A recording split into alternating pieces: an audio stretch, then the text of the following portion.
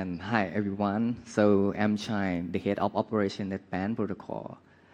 So I actually entered to this space since 2017. And first start, I traded the cryptocurrency. The outcome wasn't great, so I lost everything. I think everyone or someone here may experience as same as me. But yeah, so my background is computer science, and I was a software engineer before, moving up to the head of operation.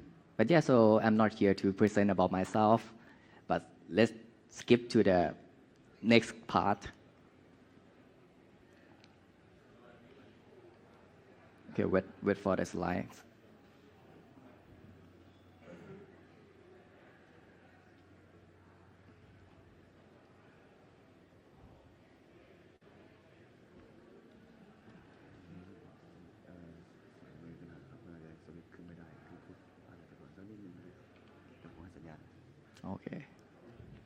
Okay, I think there's some technical problem here. Some cable is broken, so that's why. Okay, it came here. Okay, so what is band protocol? So band protocol is a decentralized cross-chain Oracle platform that aggregate the real-world data and API to the smart contract and blockchain. And yeah, so here is our mission. We help the fellow developer with the more robust infrastructure to help the livelihood and increase the livelihood of mass adoption. Okay, here. Okay, so go back to 2018. We initially built on top of Ethereum, and each token or each pipe data have its own smart contract. And the outcome was that the operation cost was very expensive. So we decided to move out from Ethereum and build on top of Cosmos SDK. We actually have our own chain. It's called Band Chain, which built specifically to handle the Oracle activity. And this version, Band V.3 2020, have the queuing feature is called enable anyone to create some custom script. It's like when you need to get some data and build on your protocol, you can write the script on the band chain and for serving of your specific purpose. And yeah, so after we launching the band V2 for a long time, for a few years, and we found that there is some challenges here. We faced a lot, and it showed that expectation versus reality. So at first, we thought that users has a specific data needs and they need specific data, but in reality, nearly 90% of our users are using only PyFish. And yeah, so as I mentioned about, we enable to allow the people can create a custom script, right? But in reality, it's no interested in learning custom script. And that means we write every script to them. And yeah, another one is we thought that the user need to relay the data from their own, but in reality, they see us like a private provider of the service provider, right? So we need to learn, we need to run the relayer for them. So currently, we are running the relayer for them as well. And yeah, so the data update every 5 minutes are sufficient. I think at that time, it's okay, it's fine. But in reality, currently, there are a lot of use cases that need the faster Oracle, right? And most of customer of users told us that, okay, we need a sub-second Oracle. And the last one is our data sets. We thought that is enough. Actually, our data set include I think top 100 market cap price data, but in reality, they just ask us like, can you feed some kind of XYZ shitcoin?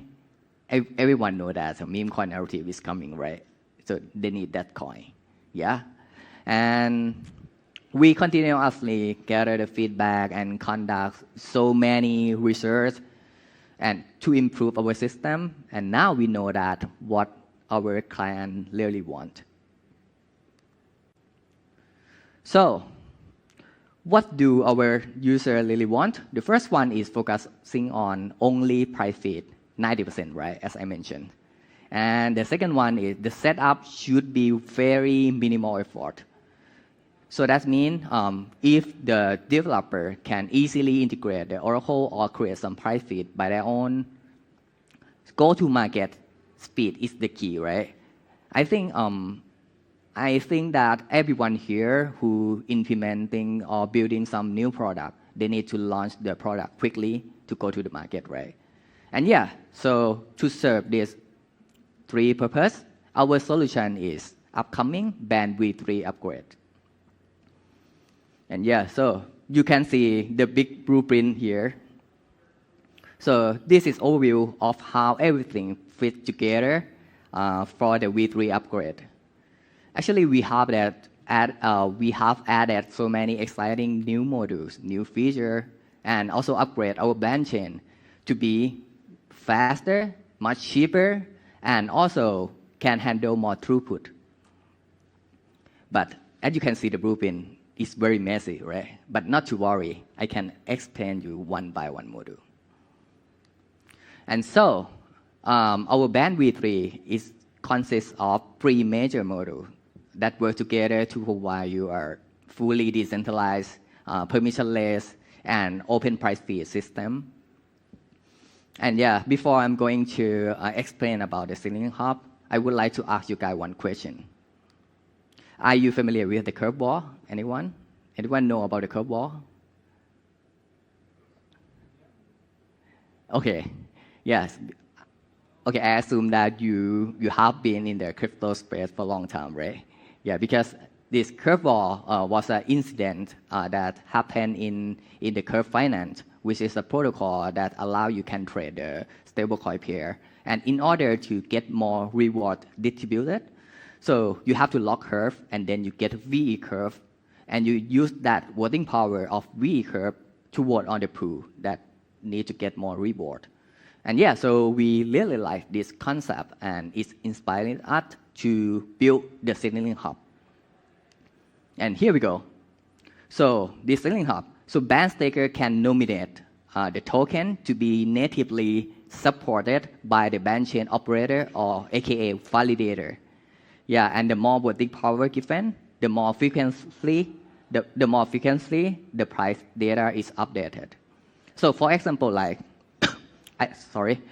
I wanna nominate my token is called UNK, right?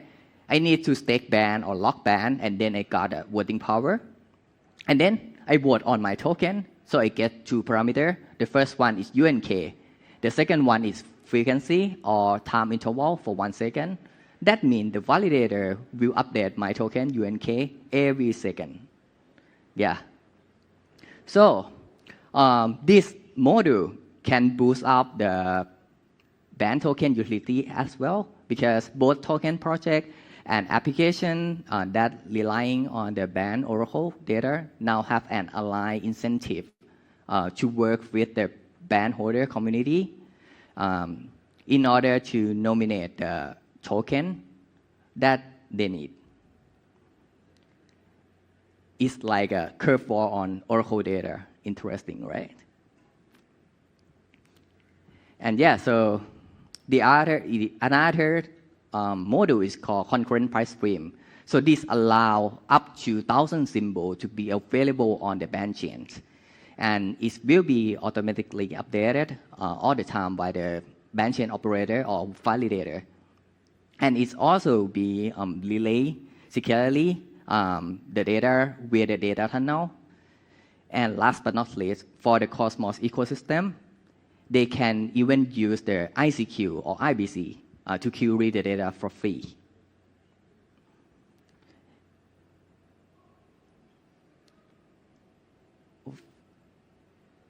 Okay, and here is let's go deeper for a bit about the data flow of Band V3, right? So first, the validator have to requested the data from external API, or by getting the parameter from signaling hub. For example, like they get the UNK and 1 second from the signaling hub as I nominated, right?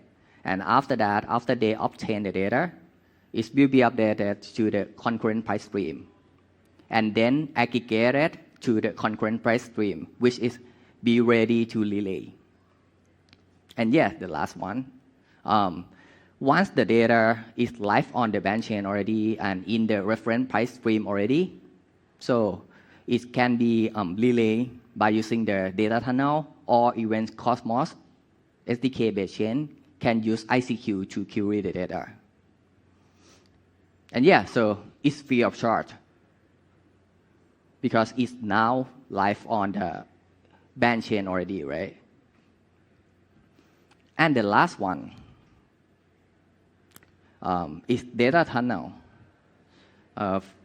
As I mentioned earlier about if you are on the non-EVM or EVM chain, right? Not the Cosmos. So we have another module is called data tunnel to make the price available on smart contract platform. This data tunnel provide you a standard interface for securely relaying the Oracle data, Oracle package to multiple destinations. And yeah, so we are working with the top tier interoperability protocol to implement the standard tunnel that will make the band V3 data available on every smart contract platform. Hence, it's more decentralized and with our mission of the V3. And yeah, it's sort of internet gateway for the Oracle data. Okay, so with band V3, it will make you free and open data. Second, ease of integration and improve our developer experience is because we will have the developer portal, which allow the developer can create their own price feed with few clicks. And I think it takes just only 10 minutes or 15 minutes. And now, bam, you got a price feed and you can integrate to your platform, right? Second one, the third one is bulletproof security. As you may know, in the Cosmos ecosystem, you will have the Merkle proof, right? Which is very large and is costly to relay. So we have another data verification. It's called TSS, which stands for Threshold Signature Scheme. After we researching and test to relay the data, and we found that it reduced 10 times about the gas cost. It's really nice. And yeah, so in summary, it's now easier and cheaper than ever for developer to access the high quality data on chain with band V3. It's really nice. And finally, band V3 testnet is coming soon. We aim to launch it by the end of this year. And for the mainnet, we aim to be launched by the end of Q1 2025. And stay tuned, everyone. And the last but not least, we are rebranding. As you may notice on my t-shirt here, it says band protocol is dead and band is here. So it's actually we are just rebranding. But why we rebranding this? So as I mentioned earlier about the band V3, right? There's so many different things from band V2. It's more like open source and more decentralized. And yeah, so this rebranding align with our mission on the band V3 is now more decentralized, developer friendly, and bring more fun to the ecosystem. And yeah, so if you have another question or if any question about to integrate band or anything, you can reach out to me and we come up with our team as well. We have BD and marketing. And thank you so much. No, thank you.